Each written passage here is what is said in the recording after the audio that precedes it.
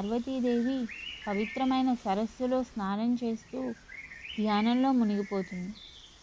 అక్కడ ఉన్న నిశ్శబ్ద వాతావరణానికి ఆమె ధ్యానం చేస్తూ ఉండిపోతుంది.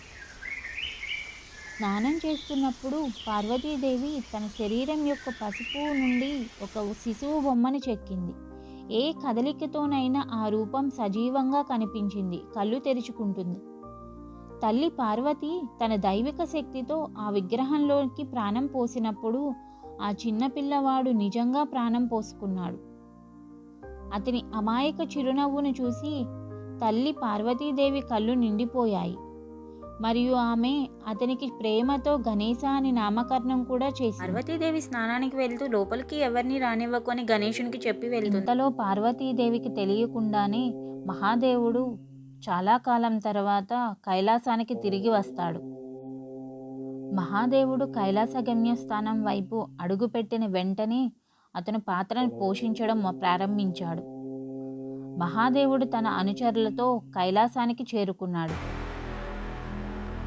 శివుడు అక్కడికి చేరుకుని లోపలికి వెళ్ళడానికి ప్రయత్నించినప్పుడు బాలగణేష్ అతనితో తన తల్లి స్నానం చేస్తున్నప్పుడు ఎవరినీ లోపలికి రానివ్వద్దని ఆమె ఆదేశించిందని చెబుతాడు.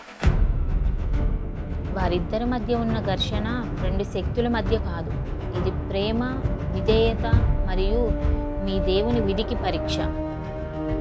శివుని కోపం పెరుగుతుంది మరియు వారిద్దరి మధ్య యుద్ధం జరుగుతుంది.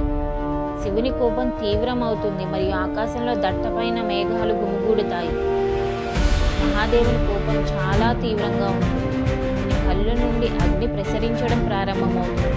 యుద్ధ వేడిలో శివుడు తన త్రిశూలాన్ని పైకెత్తి బాలగణేశుడి తలపై పూర్తి శక్తితో అరుస్తాడు. త్రిశూలం అతని తలపై కొట్టగానే గణేశుడి అతడి శరీరం నుండి విడిపోతాడు.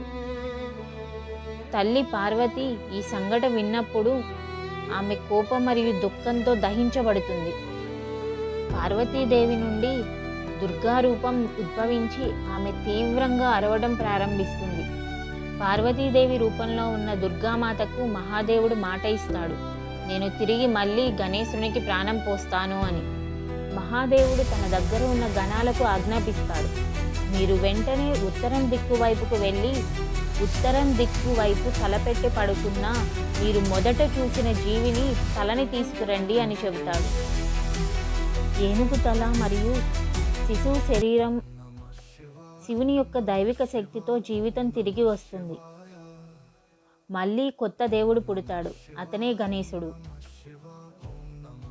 శివుడు తరువాత అతన్ని గట్టిగా పట్టుకొని, నువ్వు నా రక్షకుడివి మాత్రమే కాదు, నువ్వు నా కొడుకువి, నా హృదయంలో ఒక భాగం అని చెబుతాడు. ఇప్పటి నుండి ఈ బాలుడిని విఘ్నేశ్వరుడు అని పిలుస్తారు మరియు ప్రతి మంచి పని అతని పేరుతోనే ప్రారంభమవుతుంది. అన్ని అడ్డంకులను తొలగించి విజయ ద్వారాలను తెరిచే దేవుడి జనన కథ ఇది.